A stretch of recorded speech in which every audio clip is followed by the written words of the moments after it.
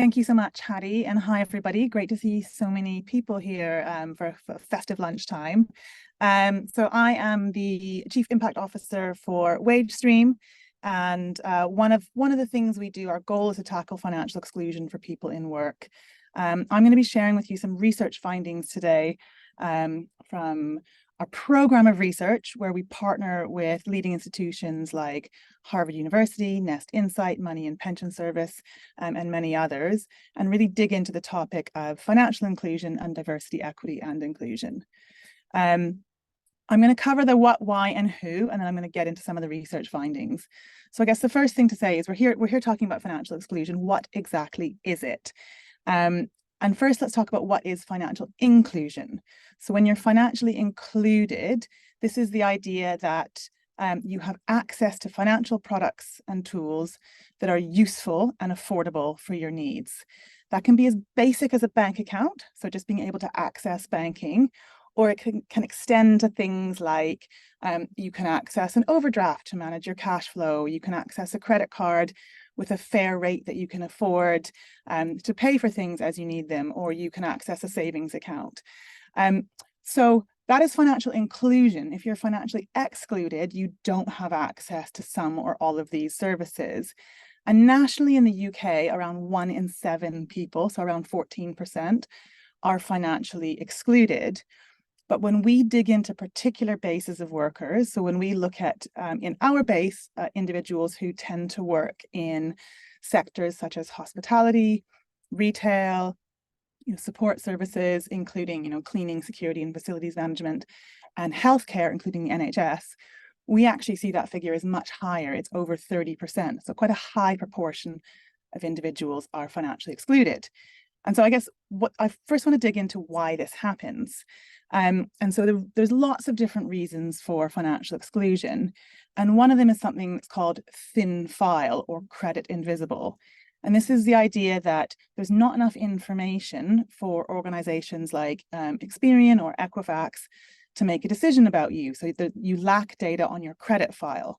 And that might happen because you are new to the country. So you may have had access to financial products in your home country, but you're new to the UK, and you no longer have enough data about you for UK institutions to make a decision. That can happen because you're young. You simply haven't established a credit footprint yet. It can also happen if you sort of co-manage your finances with a partner, but everything is in their name. And then when you separate, you discover that you yourself don't actually have a financial footprint in the way that you were expecting. So that's one reason. Another reason for financial exclusion is actually to do with pay. So low and volatile pay is an indicator of financial exclusion. And this means that when somebody is low paid and their pay is quite variable, it's really hard for financial institutions to make a decision about whether that person should have access to, for example, an overdraft or a credit card. And they tend to err on the side of caution. And what we're seeing increasingly as costs are going up and lenders are under more scrutiny, that more people are being squeezed out. So workers who are on hourly pay, for example, who see that volatility in their pay, are more likely to be financially excluded just because of the way they're paid and the way their money looks to credit institutions. Another factor that sort of contributes to financial exclusion is confidence and capability. And this can link back to upbringing, family, culture and values, even socioeconomic background, where you might think that this isn't for me. Someone like me doesn't use a product like that. And that can include things like savings. You might think, I'm not a saver. Someone like me doesn't save. Or you may have grown up in a household where your parents had really strong opinions and attitudes towards credit. You may have been taught never, ever, ever get a credit card because that's dangerous. And so you kind of enter the world of money with those ideas about money management and financial products, and you carry them through. So you self-exclude and you lock yourself out of access to products that might work for you, they might not, but you've kind of come in with quite a strong sort of pre-existing sentiment about them. And then financial exclusion can also be driven by poor experience using financial products, where somebody has got themselves into debt, into difficulty, ended up missing payments or not being able to pay back on time, and they end up with a distressed credit score. And there's lots of reasons why this can happen. It can be attitudinal. People can choose to behave that way. It can be because of circumstances outside of their control. So it might be because of a period of unpaid sickness absence and someone gets themselves into financial difficulty. It can also be because of mental health. There's a really clear link between mental health and problem debt. Individuals with long-term mental health conditions are 2.5 times more likely to experience problem debt. And actually, when you flip it, when somebody is in debt, it delays recovery from common mental health conditions like depression. So that's kind of the what and the why. Hopefully you're beginning to feel the who as well. So kind of who might drop into some of these buckets that I've been talking about. And so I've already described people who are thin file. They might be young, they might be new to the world of work or money, new to the country. Individuals who are on low and variable pay, that tends to impact women more than men. And that tends to impact individuals from ethnic minority backgrounds more than individuals from white backgrounds. And just to put that into context, so women do about just under half of all work in the UK. So women are about 48% of the labour force, but they do close to 60% of the low paid work. And around 40%, around 4 in 10 women work part-time, whereas that drops to just 14% of men. So you can see that women are much more likely to be financially excluded just because of the fact that they are in work that's more volatile. And there's lots of complex reasons why they're in work that's more volatile. And the same holds true for individuals from ethnic minority backgrounds. So, both men and women from ethnic minority backgrounds are much more likely to be in work that's described as insecure or highly insecure, again, due to kind of pay levels, due to contractual security and hours security, and even employment rights. So if you are a woman from any background or a man from an ethnic minority background, you are twice as likely to be in insecure work compared to a man from a white background. So you can hear why financial inclusion actually becomes a DE&I priority at work. And you can start to hear some of the things that you can do at work, kind of from an employment policy point of view, to begin to understand this and tackle this. And so this is what this piece of research that we produced is all about. So we spent some time collecting data from a sample of just over 11,000 individuals who use the WageStream toolkit and asking them all sorts of questions about their experience of work, their experience of pay, and access to credit. And this report that I'm going to kind of unpack for you now is the result of that. And I want to kick off with 3 bad numbers, and then I'm going to give you 3 good numbers, and then we'll kind of go through the full report findings. It's a lot to get through in half an hour, but I think we can do it. And so the first thing to say, 1 in 4, that's the number of people in the UK that are estimated to have £100 or less in savings. So a quarter of the adult population has £100 or less. And in fact, 17%, that's 0. And this comes from data produced by the Money and Pension Service.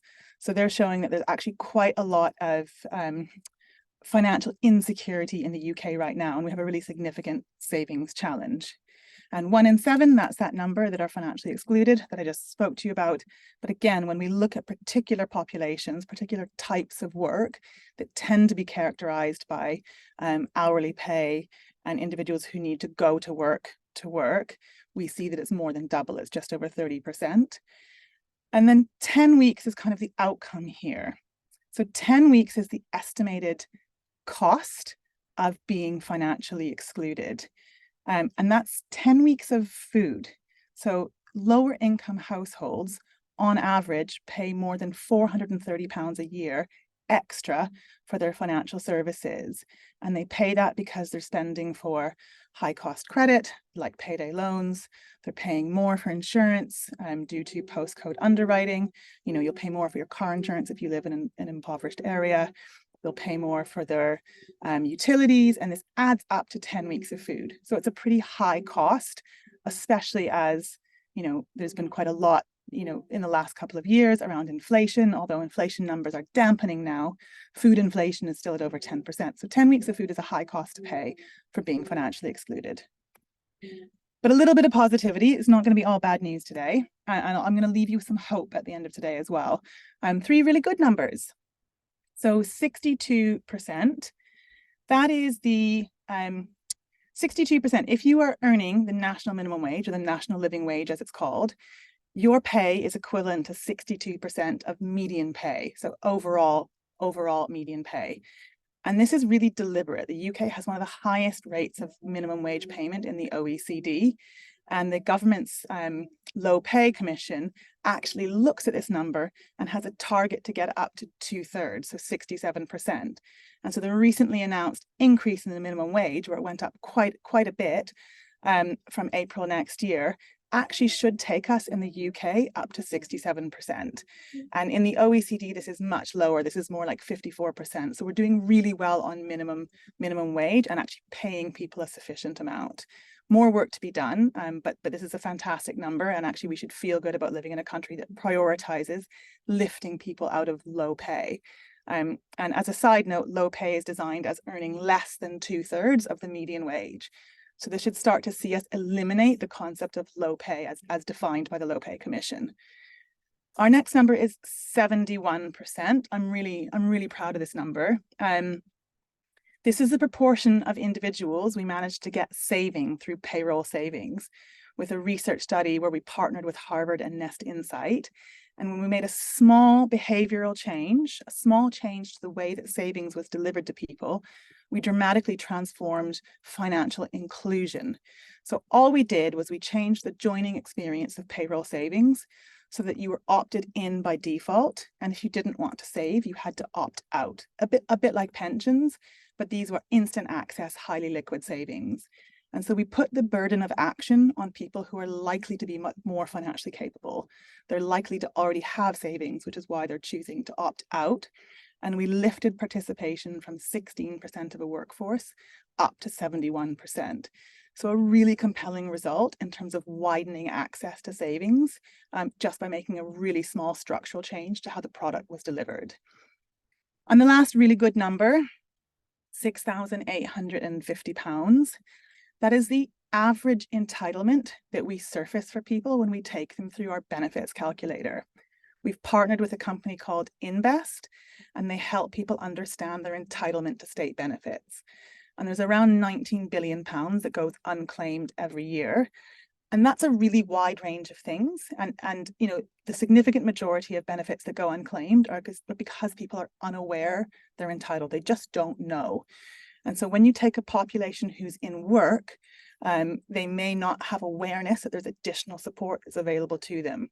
And that ranges from universal credit all the way through to tax-free childcare, but also lots of things in the middle. So things like warm homes discount, or social tariffs on your broadband, or council tax support, or carers allowance.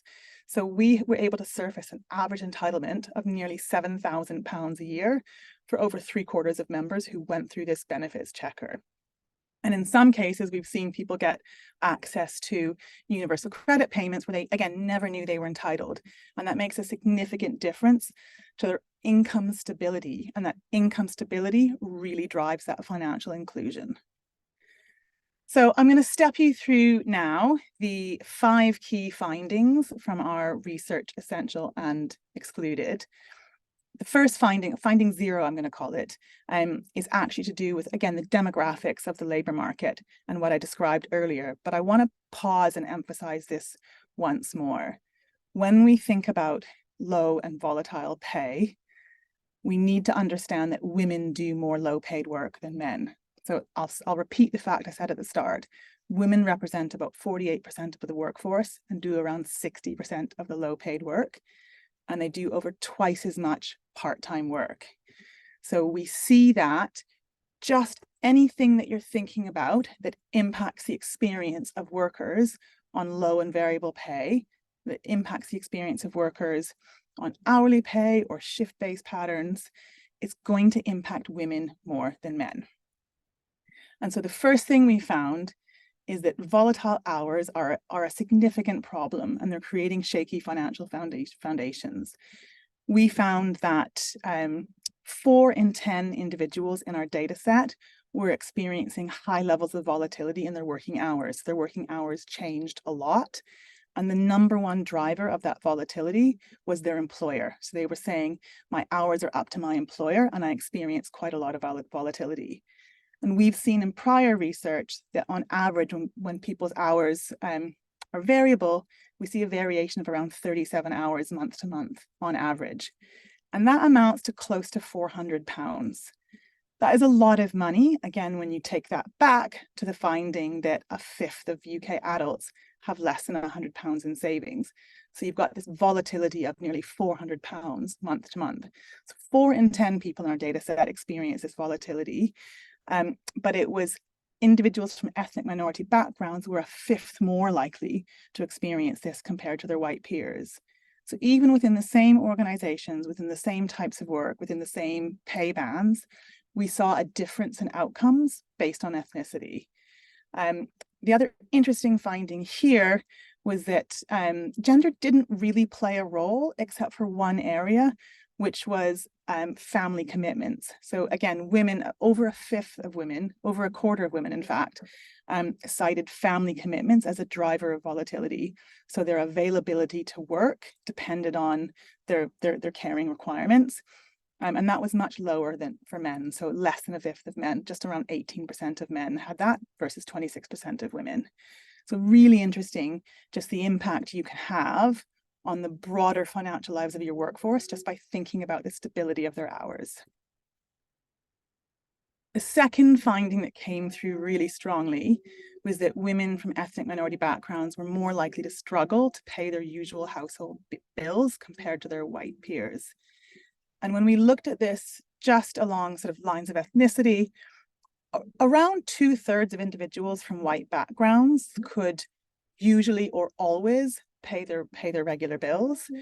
And this dropped to just around 50% when looking at individuals from ethnic minority backgrounds. So half of individuals from ethnic minority backgrounds could usually or always pay their bills.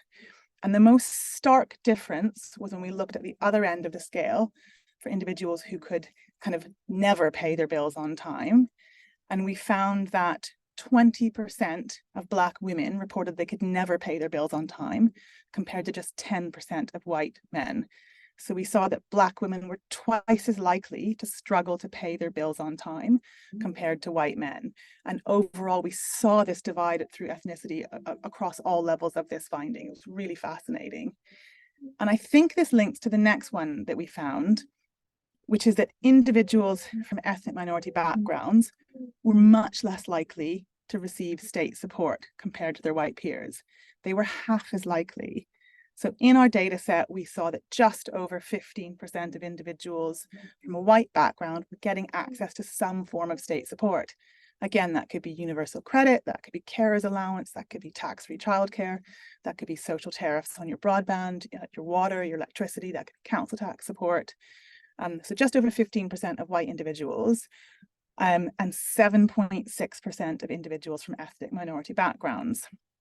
And this is particularly interesting because when you look at this data overall, so this is looking at 11,000 workers who are in work, but when you look at overall claimant figures, the finding switches. So overall, individuals from ethnic minority backgrounds are more likely to be getting access to state support, but it's those in work who are really struggling. So those in work were half as likely, which is what we found. So again, this is really important from an employer point of view, thinking about how you can support the financial well-being of your workforce and how that layers in with your DE&I efforts, understanding that particular pockets of your workforce might be missing out on support that's really important. And if we take that back to one of the stats I shared at the start, that average of £6,850 a year is going to be really, really meaningful to someone, particularly right now. And number 4, we're almost done, and I'm going to wrap up with some ideas for you to take away and hopefully leave time for questions.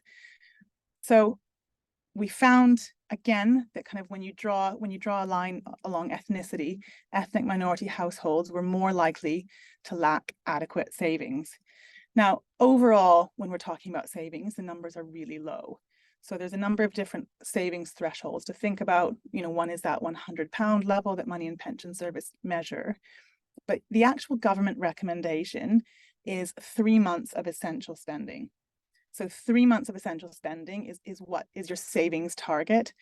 And that's not insignificant. When you look at, again, average household data, that sits somewhere between £5,000 and £8,000 is the recommended amount of savings for households to have in order to cope with a period of sickness absence or a period of unemployment or something else coming up in their lives, and being able to cope effectively. And so what we found was fewer than 1 in 10 overall respondents had that recommended level of savings. But when we split it out, that dropped to 1 in 14 from an ethnic minority background, and held it around 1 in 10 from a white background.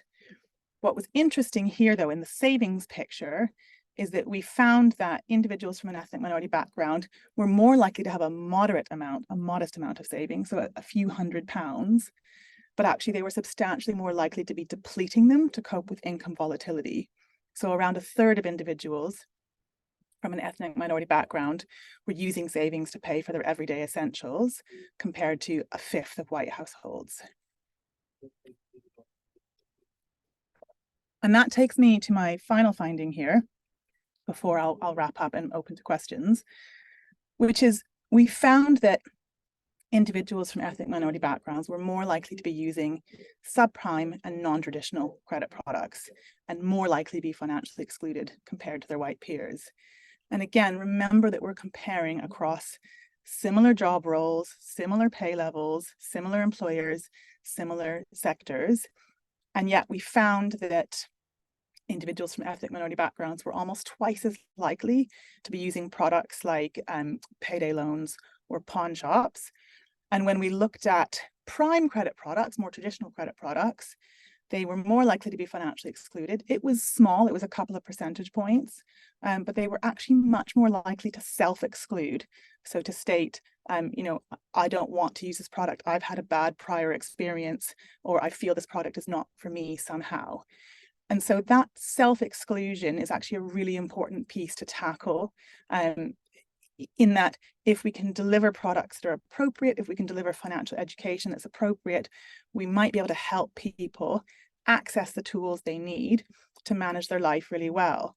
And again, coming all the way back to the start, thinking about people who are doing hourly or shift-based work where their income is volatile, you find yourself in a catch-22 where you actually have a greater need for income smoothing tools. If your pay is fluctuating by £300–400 month to month, your bills don't tend to fluctuate in the same way. Your bills are pretty steady.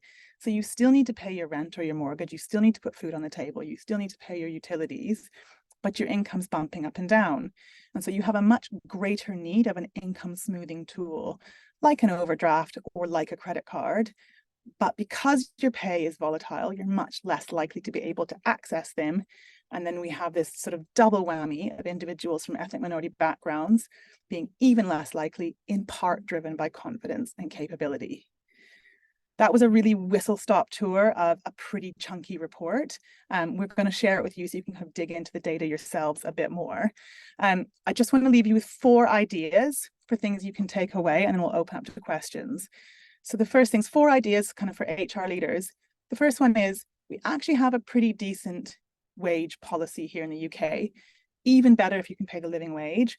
But think about the living hours standard as well. The Living Wage Foundation has published a living hours standard, and that includes things like giving adequate notice of hours, having adequate notice of shift cancellation, having stability of hours, so you can help people plan and predict their income, and then they can make good decisions off the back of that stability. The second thing is there are plenty of freely available calculators to help people understand their entitlement to state benefits. We integrate with one of them. There's a great government website you can go to that gives a list of others that are available. Make sure you prioritize having that information available and pushing it out to your workforce. And think about the language you use to describe it. I think sometimes we feel stigma around benefits, but actually nobody would feel stigma around childcare support, for example, getting tax-free childcare for young kids in nursery. So it's a package of support that's available, and make sure that you're surfacing that to people, and think about, again, your different populations and who might be needing that.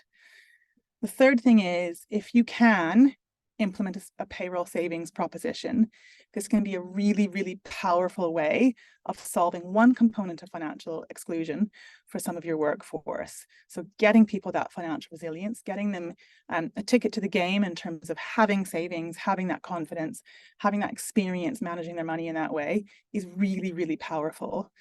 And the last thing I'll leave you with is it's really, really important to have a DE&I lens on your policies and your benefits. And I know that some organizations are putting an awful lot of work into thinking about this, and they're often thinking about it from a talent point of view. So talent attraction, talent retention, how they move talent through their org, having the right diversity of talent at different levels. But think about the impact of your wider policies and your wider benefits on individuals from different backgrounds. So again, think about your shift scheduling policy, think about your sick pay policy, think about the benefits you offer and who they might be impacting and how. And if you can bring that DE&I lens onto a wider topic than just talent, that's going to be incredibly powerful. Hattie, I'm going to pause there. Are there any questions? Thank you so much, Emily. That was really, really interesting. And like you say, we're going to share the full report with all of you by email afterwards, so you can dig into the research a little bit more. I'm conscious of time, so if you need to jump off and enjoy the rest of your lunch, no problem, because we will send the recording around. But I think, Emily, with our last sort of minute or two, can we just cover one big question? And then if you have more questions, you can find me on Ninjas, or you can find Emily. I'm Hattie and Emily, and just drop it to us by message, and we'll be really happy to chat with you about it. But the one big question that I think is a really important one, Emily, is who is doing this really well right now? All of this sort of DE&I piece that you've covered. Who do you think? Oh, that's a really good question. The one that springs to mind instantly is the co-op. And so the co-op have been really, really public in sharing information about their strategy here. They've put out a fantastic report called The Class Ceiling, where they've worked with an organization called Making the Leap to gather information about the socioeconomic background of their workforce. And they've mapped that data against survey responses, so employee survey responses around Net Promoter Score and values, and they've connected that with their overall benefits program. So they're looking at using data, who is coming from particular backgrounds, who is financially stable versus financially unstable, who is showing progression in their careers, and what are the tools that they're using and valuing in the co-op to help them with their overall financial well-being and their overall progression. This has not been a short piece of work. This has been a couple of years worth of work that I'm just summing up quite tightly, but it really starts with data collection. So asking the right questions and then showing that you're doing something about that data. And if you can layer on that incredible transparency that they've brought as well, publishing that impact and that report publicly, anyone can go and download it. They also talk about it in their annual report. They're really showing commitment to making an impact on their workforce through many different strands. Brilliant. Thank you, Emily. I think we'll have to call it there because of time, but please do let us know if you've got any more questions. Thank you so much, everyone, for giving up half an hour of your lunchtime, and have a brilliant rest of the day. Thank you. Thanks, Emily. Thank you so much. Bye.